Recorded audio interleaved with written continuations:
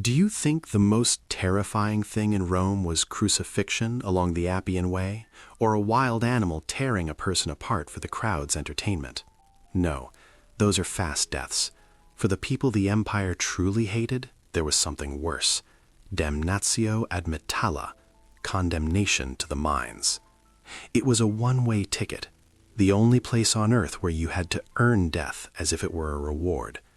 They crossed your name off the list of the living, but they did not let you die straight away. You were turned into a resource, used to the end, and then written off. Welcome to the real underworld, the foundation on which the shining golden Rome was built. Today we will walk that road, from the judge's final strike to your last breath in the dark. We will see what kind of sins could turn a Roman citizen into living equipment. We will go down into the Spanish workings, into tight stone burrows where people did not see the sun for years and broke granite with their own bodies. We will find out why this grand ancient economy would collapse in a single day without this monstrous machine hidden underground. Buckle up. We are going down. Picture it. You are standing in the Forum. Noise, pushing, heat, sunlight in your eyes. In front of you stands the praetor in a bright white toga. You are waiting for the verdict. The executioner's sword would be mercy, one moment and then darkness. The arena might give you a chance of glory, or at least a dramatic ending, but you hear two words, ad metalla, to the mines. In that instant, your life is over. Your heart is still beating, but in the eyes of the law, you are a corpse. They did not send just anyone to the mines. An ordinary slave had value. He cost money, so people tried to keep him alive, fed, even treated if he fell ill. No sane owner throws an expensive asset into a wet pit to die of sickness. The mines were for the lowest of the low, the doomed, the people the state did not merely want to kill, but to erase, while still making a profit for the treasury. Who ended up in that line? Arsonists, temple desecrators, deserters, traitors. Later, Christians who refused to offer sacrifice to the emperor were added to the list. This was not labor duty, it was an execution on delay. Roman justice reasoned with cold logic. Why cut off a criminal's head if there are still 5 or 10 years of usable labor left in him? Let him pay for the air he breathes. Here, a terrifying term of Roman law comes into play. Servus paene, a slave of punishment. Think about what that means. You are no longer a citizen. You are not even a normal slave. A slave has an owner, some wealthy merchant or senator. That owner might show mercy, buy you back, even free you for good service. A servus paene has no owner. His owner is the law, and you cannot bargain with the law. You cannot be gifted. You cannot be sold. You cannot be released. It is like the difference between someone's personal car and a rental vehicle that is about to be scrapped. You wash your own car, change the oil, avoid potholes.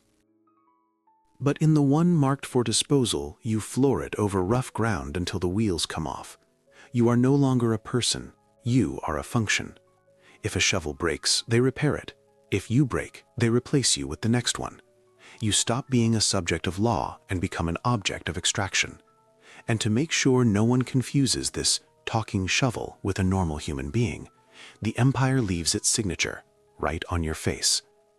The paperwork was quick and brutal. They dragged you down into a basement where a brazier was already heating. The smell of burning and the screams, this is your new reality. A hot iron branded your forehead. Usually it was short and to the point, fur for thief, cow for slanderer, or simply the name of the mine you now belong to, like an inventory number. Sometimes a brand was not enough. They locked an iron collar around your neck. Not a polished film prop, something rough, riveted, heavy. You could remove it only by force.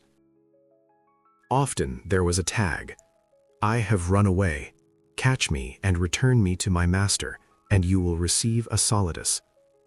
From that moment, escape became almost impossible. Where would you go with a burned mark on your forehead? Any passerby, any farmer in a remote village would see those signs and understand. A walking dead man. No one will give you water. They might beat you or hand you to the guards for a reward. You look into a mirror, if you can find one, and you see a monster. Your identity is erased. Only a body remains, ready to be shipped. Ahead lies a long road west, to Spain, to Rome's greatest treasure house, where your life will be worth less than the pickaxe you will swing. Your convoy arrives. Forget sunny beaches and olive groves. What you see looks more like the surface of Mars than a province of the Roman Empire. Red dust, dead ground, rivers poisoned with acid. Welcome to Iberia, the emperor's main vault, his purse and his curse. The Romans called this place Rio Tinto. Here the earth seemed to bleed silver, gold, and copper. This was not small-scale work where a couple of men chip at rock with a pick. It was an ancient industrial complex running day and night, a strategic site. The security was the kind any border legion would envy. Watchtowers, patrols, a hard perimeter. Tens of thousands of branded prisoners like you were driven here to turn mountains into coins. And the scale of extraction was so extreme, it still makes modern engineers uneasy. Romans did not do things by halves. If the ore was deep in the mountain, they did not build a mine. They destroyed the mountain itself. The method was called ruina montium, the collapse of mountains. Imagine the problem. You need to open up a huge mountainside. There is no dynamite, no excavators. What do? The Romans used gravity and water. They built massive reservoirs on the summit and stored vast amounts of water. And below, inside the rock, you, human moles, cut narrow, long tunnels. You crawl in the dark, breaking stone, knowing that above your head there is an entire lake, just waiting to drop. It was like defusing a bomb while sitting inside it. At the chosen moment, the gates were opened. Water roared down under enormous pressure into the tunnels you had carved. The hydraulic shock was so powerful, the mountains seemed to explode from within. Slopes cracked and collapsed, exposing the veins. It is like demolishing a skyscraper by sawing through the main supports while you are still standing on the ground floor and someone else is already setting charges on the roof. The men who dug those tunnels often did not make it out. Pliny the Elder described Ruina Montium as a terrifying operation with a roar like thunder, Web 36. And Ruina Montium was only the beginning. Once the mountain was opened, the worst part started, the descent. Roman mines were not wide modern tunnels with ventilation. They were narrow mole holes dropping straight down, 100, sometimes 150 meters. Look at a 40-story building. Now imagine having to go down that deep underground on shaky wooden ladders into the unknown. The deeper you go, the harder it is to breathe. The air below is thick, stale, hot. In the deepest faces, the temperature could reach 40 to 50 degrees Celsius. Ventilation? The Romans cut parallel shafts and lit fires at entrances to create draft, but at 100 meters down, it helped very little. You enter a suffocating stone trap. The pressure of the rock is enormous. Walls groan. Wooden supports crack, reminding you that above you are millions of tons of stone, ready to crush everything in a second. You feel like a grain of sand lodged in the throat of a stone beast. But the most frightening thing down there is not the heat or the tightness. It is water. Groundwater seeped in from everywhere, flooding the workings. And that is where your personal, endless nightmare begins, because that water has to go somewhere, or production stops. Down below, your main enemy waits. Not the overseer, not hunger, but water. It is everywhere, dripping from the ceiling, oozing from walls, pooling in black puddles at your feet. If you do not remove it, the mine will choke within hours. Roman engineers found a solution, brilliant as mechanics and utterly cruel as human experience. They turned you into an engine. Meet the Archimedes screw, a long wooden tube with a spiral inside, a marvel of ancient engineering. But it has no motor. You are the motor. The system worked in a cascade. One screw lifted water a couple of meters into a basin, the next screw took it higher, and so on, up to the surface. You stand on a narrow, slippery platform, waist deep in icy filth, and you turn a handle. 1 hour, 2, 10, a full day. You cannot stop. If you slow down, the water rises and the lower level floods, along with your comrades. It was a monotone torture that drove men mad. Your hands became one blister, your back turned to stone, and your mind shut down. You stopped being a person with thoughts and feelings. You became a gear made of flesh and bone, one that cannot be oiled, but can be replaced when it breaks. But where there was too much water, the Romans used complex wheel systems to drain mines, including at Rio Tinto. At Rio Tinto, archaeologists found water-lifting wheels up to 6 meters in diameter. Picture a huge wooden wheel like a mill wheel, only hidden deep underground. Buckets are fixed around its rim. To keep it turning and raising water, someone must rotate it. That someone was 2 slaves. They were locked inside the wheel. You step onto wet, slippery rungs and start walking. Step, then another. The wheel turns under your weight. You move forward, but you stay in the same place. It is like a modern treadmill in a gym, except there is no cool air, only suffocating darkness, and instead of a stop button, there is the overseer's whip. Shifts on those wheels lasted 10 to 12 hours, in total darkness, with wood creaking and water splashing. One misstep means injury. Injury means you are written off, because no one will treat a broken drive. The next prisoner is pushed in immediately. People wore out faster than the timber the wheels were made from. But if water could at least be lifted away, stone was harder to negotiate with. The richest veins often hid inside the hardest quartz. A pick bounced off it, a chisel went blunt in minutes. Explosives had not been invented. So how do you break through? The Romans used physics. The method was called fire and vinegar. In a tight dead end where you already struggle to breathe, they piled up a mound of wood and set it alight. Flames roared, licking the walls. Temperature shot up. The rock glowed red. You sat in a nearby passage, choking on smoke, waiting for the signal. When the rock reached its limit, they extinguished the fire, and you had to rush to the face and splash the stone with cold vinegar. The shock of temperature split the rock from inside. It cracked, crumbled, sharp shards flew off. Imagine pouring vinegar onto a red-hot pan, only on the scale of a cavern. A cloud of biting vapor burst out, mixing with smoke and dust. It burned your throat instantly. Your eyes watered. Breathing became difficult. And in that fog, you had to grab your pick and hammer the cracked rock while it was still hot. You coughed, you swayed, but you kept swinging because the quota will not meet itself. Days passed like that. Years, in dampness, smoke, acidic fumes.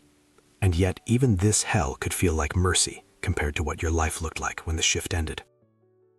You survived a shift on the wheel. You did not choke on vinegar fumes. So now you can rest, right? Not even close. Your home for the next years is a stone slit where even a dog would struggle to fit.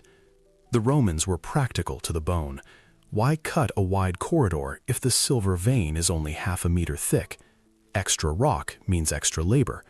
So the passages were cut exactly to the vein. The result, you spend 12, sometimes 14 hours a day curled like a fetus, or crawling. You drag a heavy basket of ore, scraping knees and elbows, twisting like a worm. You forget what it is to stand upright. You become an animal. Archaeologists who studied the bones of miners from that time were shocked. Skeletons looked as if they belonged to a different species. Spines twisted, joints deformed, pelvis bones bent. People physically changed. Walking upright became a lost skill. But even that cramped misery faded beside the mind's greatest fear, darkness. Your life now depends on a small clay lamp with a wick, an oil lamp. It is your sun, your clock, and your only friend. Oil was issued strictly by measure. just enough for a shift. The moment the wick began to sputter and die, you understood. Your time is up. It is like diving to the bottom of the ocean and seeing your air gauge hit 0%, except you cannot surface. If you hesitate, if the lamp breaks, if the oil runs out early, you are left in absolute, heavy darkness, in a labyrinth of turns and pits. Finding the exit by touch? Impossible. Shouting? The noise of water and picks will swallow your voice.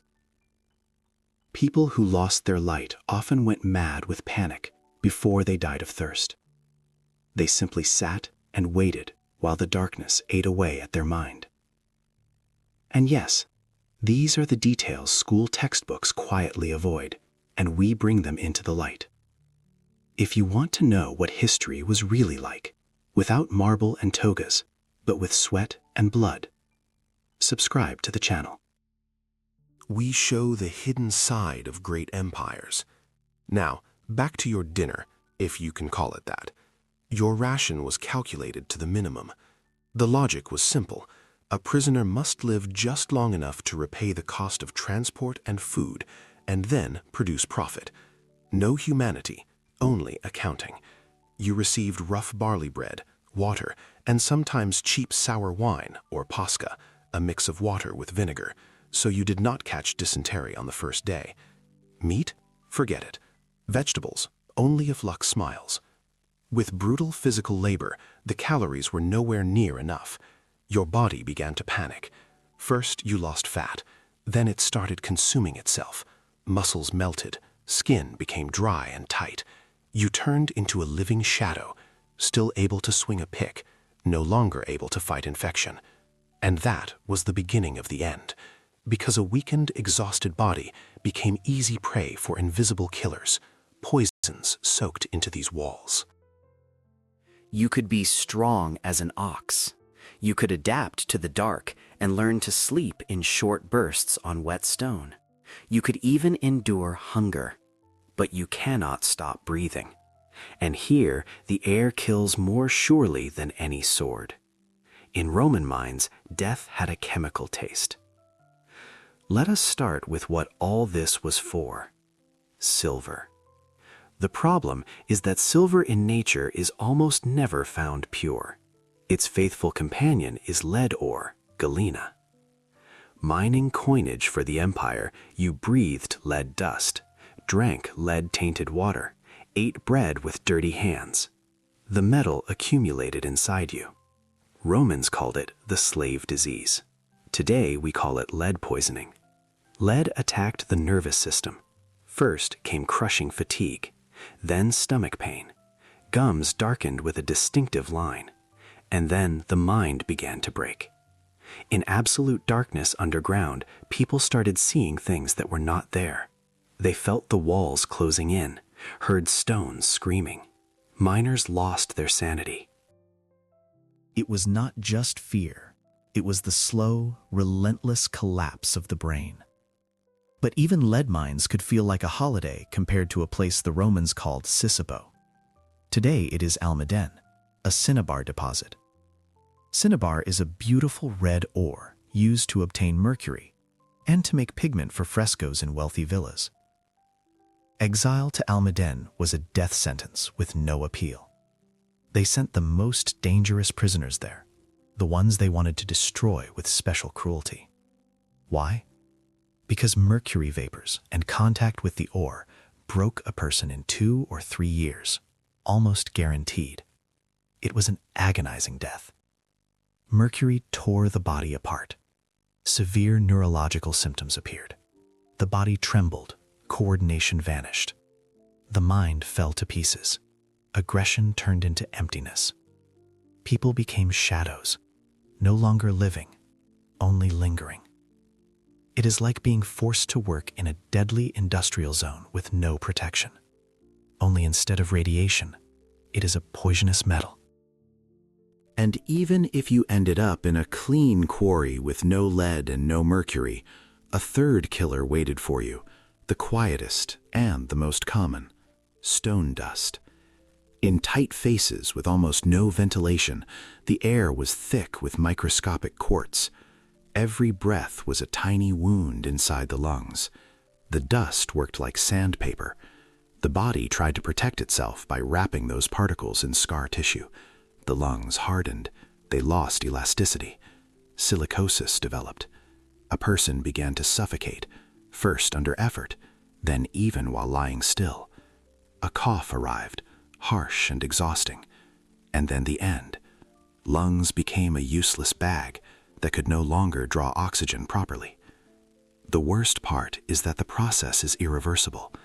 Even if a miracle happened, if you were freed, brought into sunlight, and allowed to breathe sea air, you would still die. Your lungs were already glass. You carried your death inside you. In conditions like this, people quickly lost any human shape. But to control this army of half-mad, poisoned prisoners, the mines needed special overseers. Who would willingly go down into this underworld to keep order? Only people who were not much better than the convicts themselves. Mine guards were not noble legionaries in shining armor. They were hired men, private contractors, or slaves who had earned a position. To control an army of desperate, condemned people, you had to be a beast. An overseer held absolute power. He was a god in this underground kingdom. If a prisoner collapsed from exhaustion, they did not lift him up, they beat him. If he did not rise, they could kill him on the spot, and no one would be punished. In reports, it became inventory written off. A pickaxe broke. Prisoner number 405 died. The bookkeeping saw no difference. Total terror was the only way to force people into those holes. The fear of pain had to be stronger than the fear of death. It is like guards in a maximum security prison, where every inmate is a man with nothing left to lose. To keep them under control, you need extreme brutality. And the darkest part is that the Romans knew how to break people with more than the whip. They used divide and rule even here at the bottom.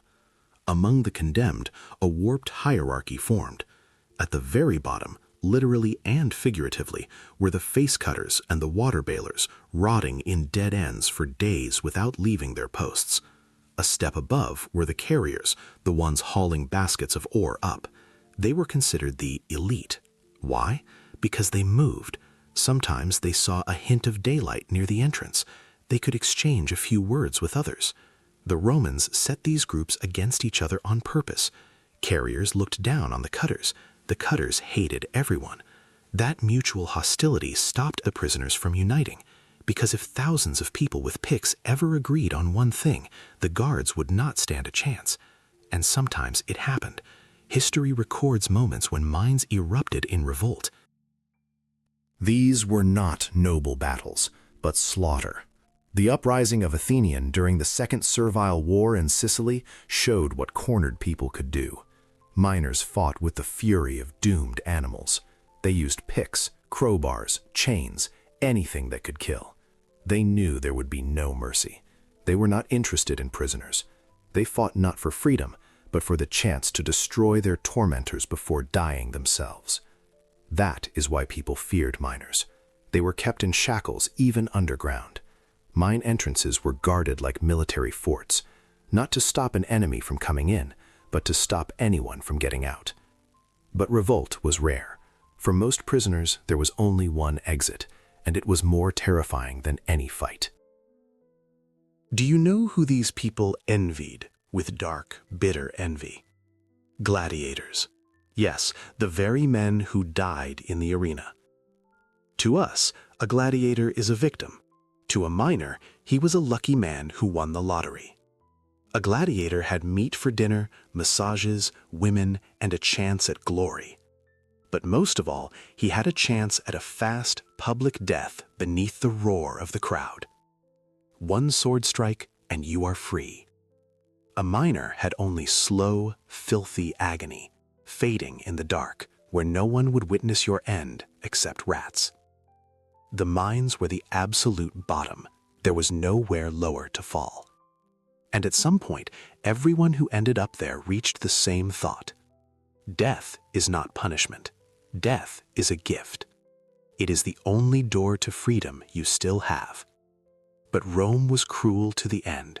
It took away even your right to die. Guards watched those who tried to kill themselves more closely than they watched escapees. Prisoners were stripped of anything that could help them end their lives quickly. Any attempt was treated as damage to state property. If someone was saved, he could be sent straight back into the face. You did not belong to yourself, not even in the matter of your own ending. And here the true horror begins. Because when a person is denied even the final full stop, he stops thinking about how to survive. He starts thinking how to finish. Not how to leave beautifully, not how to be remembered, just how to stop being part of a machine that turns on your hands, your breath, your pain. The mines broke logic. In the normal world, people fear death. Here, death became the only thing that still belonged to you on the inside, if only as a thought, if only as a dream. You work, and inside your head one thing keeps pounding. Not a prayer, not hope, a counter. How many shifts left? How many steps up? How many more breaths of this dust? And you understand, there is no answer, because your term does not end with farewell. It ends with a write-off. The ancient historian Diodorus Siculus wrote that, under such hardships, death could seem more desirable than life. People tried to take their own lives. People made the decision to leave. No romance, no details, simply because down there was no comfort, no pause, no tomorrow, only repetition. Sometimes the guards intervened in time, sometimes they did not, but the idea itself spread like smoke in a tunnel. You hear that someone above has disappeared, and something clicks inside you. An exit exists. Rome is not all-powerful. The machine can be stopped, at least for one small part. Death became the highest act of rebellion. To end your own life meant defeating the system. It meant telling the empire, you can own my body while it breathes, but you will not make me suffer forever. And while these nameless shadows vanished into the darkness, above ground, under bright sun, the Roman Empire flourished. Senators gave speeches, poets wrote verses. Legions marched along roads paved with money mined out of this pain. We look at the majestic ruins of the Colosseum. We admire the dome of the Pantheon. We talk about Roman law and civilization. But we forget to look under our feet. All this splendor, this Roman miracle, stood on a foundation of human bones. The Roman economy would collapse in a single day without this conveyor belt of death. Silver was the blood of the empire, and to mine it, real blood had to be spilled, at a vast cost in human lives. The golden age of antiquity was paid for with the lives of millions of people whose names we will never know. They left no memoirs. Their graves were abandoned tunnels. Their monuments are slag heaps that still poison the soil in Spain. Next time you see a Roman silver coin in a museum, a denarius, look closely. It is cold, heavy, beautiful. It carries the profile of an emperor. But in truth, it is a stamped fragment of someone's slow death. A frozen scream of a person who dreamed of dying just to stop digging. Remember that. History is written by the victors, but it is paid for by the defeated.